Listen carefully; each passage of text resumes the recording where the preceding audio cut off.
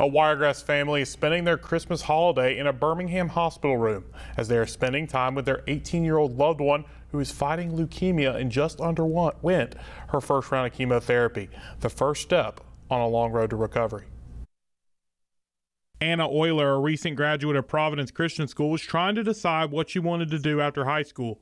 She worked at Beanbro with her twin sister and during the summer went to the beach with her family, where she came back with a severe sunburn on her legs, but it wouldn't go away, so they went to Southeast Health. As soon as we walked in, her first blood pressure was 236/136, so that kind of set panic in everybody because we just thought we were there for sun poisoning.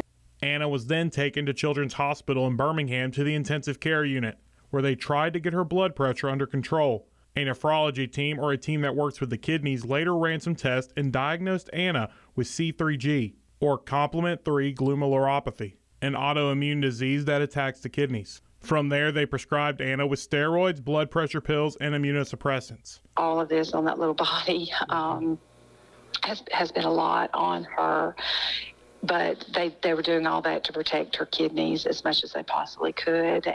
The Oilers were transferred from care with Children's Hospital of Alabama to the University of Alabama Birmingham Hospital in an effort to bypass dialysis and move straight to a kidney transplant, where they then were told to return in January to begin registering with a transplant center. But then Anna got sick again in November. From there, she was taken to Birmingham and blood work was done, where it was determined that her white blood cell count was depleted. After being admitted to UAB, her levels continued to drop and a bone marrow biopsy was required.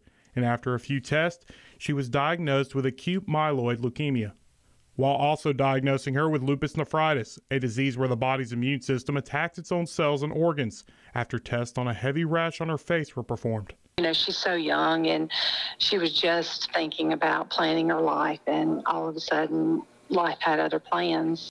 Anna started round 1 of chemotherapy on Friday, and after 3 rounds of chemo, it is the goal of Anna's team that she will achieve a level of remission and her kidneys will survive enough that they can do a stem cell transplant. The stem cell transplant will allow her to grow a new immune system that will conquer and eliminate the C3G kidney disease and lupus nephritis, and she will be able to have a kidney transplant without the fear of C3G destroying it.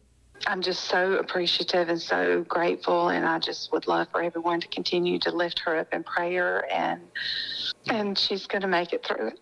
Friends of the family have set up a meal train account to help pay for meals in Birmingham, and a GoFundMe has been set up that will go towards Anna's treatment and care. It's overwhelming a little bit. I'm so grateful and so appreciative because it does allow me to be able to be here with her.